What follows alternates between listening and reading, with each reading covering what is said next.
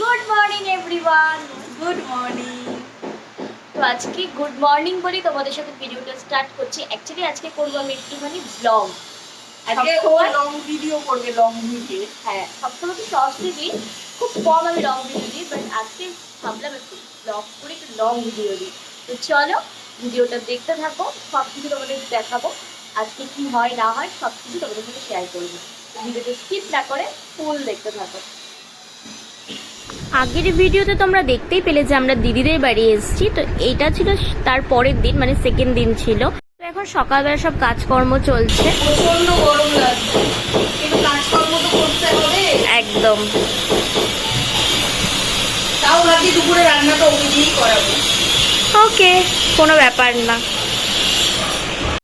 তো তারপর আমরা সকাল সকাল ব্রেকফাস্ট নিয়ে বসে পড়েছি। মানে সকালবেলা ছিল চাউমিন আর এইদিকে ছিল আম। এরপরে আমার কোনো ভিডিও করার হয়নি, কারণ দুপুরবেলা খাওয়া দাওয়ার পর একটু ঘুমিয়ে পড়েছিলাম, যার জন্য আমি আর কোনো ভিডিও নিতে পারিনি। তো একেবারে সন্ধ্যা থেকে তোমাদের সাথে ভিডিওটা আবার শেয়ার করছি। তো দিদিদের বাড়ির পাশেই আর কি ছিল এই মন্দিরটা, মানে ওদের পাশে বলতে অ্যাকচুয়ালি 6-7 মিনিটের ডিস্টেন্স ছিল ওদের বাড়ি থেকে। তো সেখানে আমরা চলে এসেছি, কারণ আমি যখন প্রথম ওদের বাড়িতে যাই, মানে অষ্টমঙ্গলে ওকে আনতে যাই, তখন আমি এই মন্দিরটা আসার সময় দেখেছিলাম। তো তখন থেকে আমি ওকে বলে রেখেছিলাম যে তোদের বাড়ি যখন আমরা যাব তো সবাই মিলে এই মন্দিরটাতে যাব। সেই কথা মতো আমরা আবার সবাই চলে আসলাম সন্ধ্যেবেলা। দেখো মন্দিরটা কতটা সুন্দর, বাইরেটা যেরকম সুন্দর ছিল দেখো ভিতরটাও খুবই সুন্দর। তো এটা ছিল মন্দিরের ফার্স্ট গেট। আমরা সবাই ঢুকে গেছি, এবার ওদের দুজনেরই বাকি ছিল, তো ওরাও এবার চলে আসলো। তো এতক্ষণ তোমাদের মন্দিরের বাইরেটা শেয়ার করেছিলাম, তো চলো এবার ভিতরটাও দেখিয়ে দিই। দেখো কতটা সুন্দর মন্দিরের ভিতরটাও। এখানে অনেকগুলো মূর্তি রয়েছে, সামনে বেশ কত সুন্দর করে সব মূর্তিগুলো দেওয়া আছে। দেখো খুব সুন্দর লাগছিল মন্দিরটা দেখতে। অনেক দিন ধরে ভাবছিলাম আসবো আসবো, বাট ফাইনালি চলে আসলাম, আর এসে বেশ ভালো লাগলো। আসলে আমি এই মন্দিরের ভিডিও বলো বা ফটো বলো অনেককেই দেখেছি, মানে অনেকেই এখানে এসেছিল, কিন্তু তখন আমি জানতাম না যে এটা অ্যাকচুয়ালি দিদিদের বাড়ির ওখানেই এই মন্দিরটা। তো যাই হোক আমিও চলে আসলাম, আর এসে সবাই মিলে খুব সুন্দর একটা টাইম স্পেন্ড করলাম সন্ধ্যেবেলাটা। দেখো এবার আমরা চলে যাচ্ছি মন্দিরের পাশে একটা বেশ বসার জায়গা আছে, মানে একটা ঘাট টাইপের রয়েছে। তো ওখানে আমরা এখন সবাই মিলে বসবো, বসে কিছুক্ষণ টাইম স্পেন্ড করেছিলাম। এখানে দেখো অনেক মূর্তির আছে, কি সুন্দর করে সব সাজানো। আর তোমরাও যদি এখানে কেউ এসে থাকো অবশ্যই কিন্তু আমাকে কমেন্ট করে জানিও যে তোমরাও কে কে এখানে এসেছো। আমার তো এসে বেশ ভালো লাগলো, আর তোমাদেরও কেমন লাগে বা এর আশেপাশে তোমরা কেউ থাকো কি না কমেন্ট করে কিন্তু জানাতে ভুলো না। তো চলো এবার আমরা সেই ঘাটটাতে যাব যেখানে আমরা সবাই মিলে বসেছিলাম।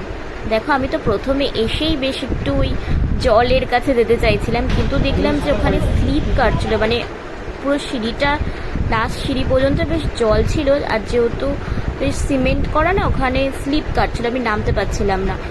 তারপর ওরা সবাই বারণ করলো যে এখানে স্লিপ কাটতে পারে, যেও না জলে। আর আমার বর তো বলছিল আমি কিন্তু সাঁতার জানি না, পড়ে গেলে কিন্তু আমি ধরতে পারবো না। তো এইসব মজা করছিলাম আমরা। তো যাই, তারপরে আমি আর দিদি দেখো আমরা তো সামনেই সিঁড়ির ওখানে গিয়েই বসে পড়েছি, কারণ এত সুন্দর লাগছিল। তারপর দেখলাম ওখানে বেশ মাছও আছে। তো এইভাবে আমরা এখন বসে আছি সবাই মিলে, আর আমার সবাই বসে গল্প করছে, আর আমার বরকে দেখো সে বসে আছে ফোন নিয়ে। মানে ও যদি কাজে ছুটি নেয় কিন্তু কাজ ওকে ছুটি একদম দিতে চায় না, যার জন্য ফোন ওর সারাক্ষণ আসতেই থাকে। তো কি আর করা যাবে, যতই আমি বলি ও তো শুনবে না, কারণ একবার ফোনে কথা বলা বন্ধ হলে তারপর ফোনে গেম খেলা শুরু হয়ে যায়, মানে ওর ফোন নিয়েই সব।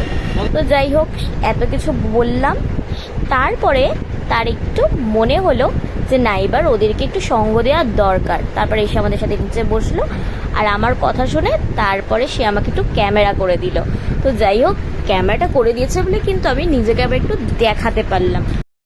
তোমরা তো ভালো করেই জানো যে যারা ভিডিও করে তারা নিজেদেরকে কম দেখায়, আর হচ্ছে সব কিছু দেখাতে এতটাই ব্যস্ত হয়ে যায়, মানে চারিপাশটা দেখাতে গিয়ে আমাদের নিজেদেরই কোনো ভিডিও ক্লিপ নেওয়া হয় না।